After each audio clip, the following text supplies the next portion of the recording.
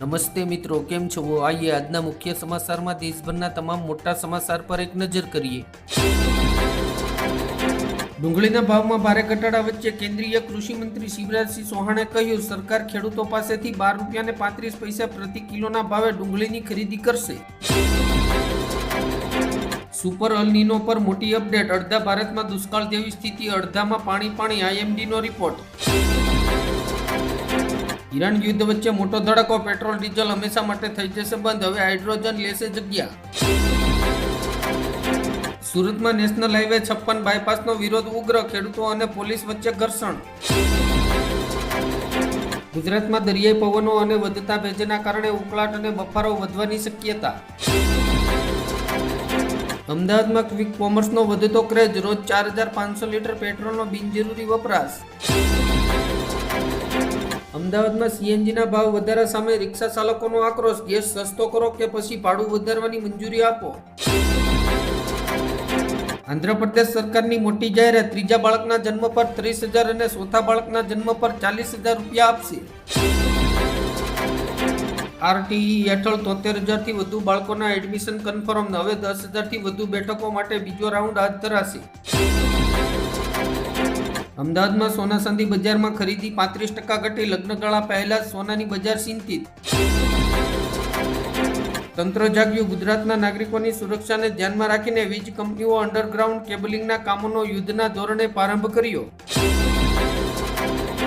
Iran પર ફરી હુમલો કરવાનું કાઉન્ટડાઉન શરૂ, અમેરિકા ઇઝરાયલ સજ્જ।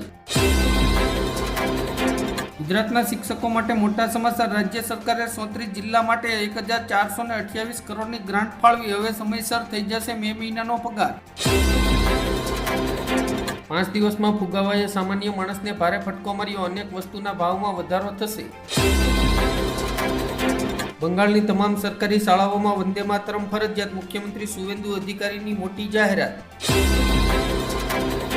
મરાઠા અનામત આંદોલન ફરી ગરમાયું, મનોજ જરાગે પાટીલ અંતરાવલી સરાતીમાં આંદોલનની જાહેરાત કરશે। નીટ પેપર લીક મામલે મોદી સરકાર પર રાહુલ ગાંધીનો પ્રહાર, કહ્યું તાત્કાલિક રાજીનામું આપે શિક્ષણ મંત્રી ધર્મેન્દ્ર પ્રધાન। જો સ્થિતિ નહીં સુધરે તો બધું જ ખતમ થઈ જશે, ઉર્જા સંકટ પર પીએમ મોદીએ આપી ચેતવણી। ગુજરાતભરના 7 લાખ દુકાનદારો અને 60,000 distributor fast moving consumer goods company સામે મોરચો માંડશે। વડાપ્રધાન નરેન્દ્ર મોદીની અપીલ બાદ હવે દર રવિવારે દેશભરમાં પેટ્રોલ પંપ બંધ રહેશે। સિંગતેલના ભાવમાં ભડકો થવાની આશંકા વચ્ચે રાહતના સમાચાર, સિંગતેલમાં 250 રૂપિયાનો ઘટાડો। ગુજરાતના ખેડૂતો માટે મોટા સમાચાર, ટેકાના ભાવે ઘઉંની ખરીદીની મુદતમાં સરકારે 15 જૂન સુધી કર્યો વધારો। પગાર નથી વધતો પણ મોંઘવારી વધે છે, દેશમાં પેટ્રોલ ડીઝલના ભાવમાં 3 રૂપિયાનો તોતિંગ વધારો કરવામાં આવ્યો। ખેડૂતો તૈયાર રહેજો, હવામાન વિભાગ દ્વારા ચોમાસાના આગમનને લઈને આગાહી કરવામાં આવી છે। ગુજરાતમાં 15 જૂને ચોમાસું બેસવાનું અનુમાન છે, ચોમાસું નિર્ધારિત સમય કરતાં વહેલું બેસી શકે છે। પેટ્રોલ ડીઝલ મોંઘું થતાં શાકભાજીથી લઈને ઓનલાઈન ડિલિવરી સુધી બધું જ મોંઘું થશે, ઘરગથ્થુ બજેટ ખોરવાશે। જથ્થાબંધ મોંઘવારી વચ્ચે સામાન્ય જનતાની કમર તૂટી, આગામી જુલાઈ મહિનાથી દવાઓની કિંમતોમાં થશે તોતિંગ વધારો। સુરત અને તાપી જિલ્લાના પશુપાલકોને હવે સુમુલ ડેરી દ્વારા પ્રતિ કિલો ફેટે 1,020 રૂપિયા ચૂકવવામાં આવશે। ગુજરાત તરફ વેસ્ટર્ન ડિસ્ટર્બન્સ સિસ્ટમ સક્રિય, આગામી 48 કલાક બાદ 2 થી 3 ડિગ્રી તાપમાન ઘટશે, સૌરાષ્ટ્રમાં હીટવેવની આગાહી। તમામ સરકારી કચેરીઓમાં 1 દિવસ નો મોટર વ્હીકલ ડે પાળવા રાજ્યપાલનો આગ્રહ। ગુજરાતમાં શિક્ષણ ક્ષેત્રે મોટો નિર્ણય, નવી શાળાઓ અને ઇન્ફ્રાસ્ટ્રક્ચર માટે 330 કરોડ રૂપિયાની માતબર રકમ મંજૂર। કેન્સરના દર્દીઓ માટે રાહત, હવે કલાકોની કિમોથેરાપીના બદલે માત્ર 7 મિનિટમાં અપાશે ઇન્જેક્શન। સીએમ ભૂપેન્દ્ર પટેલનો મોટો નિર્ણય, સરકારી વિભાગમાં વર્ક ફ્રોમ હોમ અને ઓનલાઈન મીટિંગો કરવાનો આદેશ।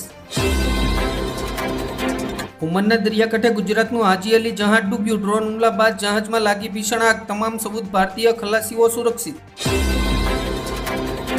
શક્તિસિંહ ગોહિલે કહ્યું, ખાનગી કંપનીઓ પાસેથી વીજળી ખરીદવાના ભૂપેન્દ્ર પટેલની સરકારના એક નિર્ણયથી ગુજરાતની જનતા પર 6,000 કરોડ રૂપિયાનો બોજ આવશે। દિલ્હીમાં ફરી નિર્ભયા કાંડ. ચાલુ બસમાં મહિલા પર 2 કલાક સુધી બળાત્કાર ગુજર્યો. નરાધમો ફરાર. ભારતીય અર્થતંત્ર માટે ચિંતાજનક સમાચાર. રૂપિયાનું ઐતિહાસિક ધોવાણ ડોલર સામે ઘટીને પહેલીવાર 96 રૂપિયા સુધી પહોંચ્યું.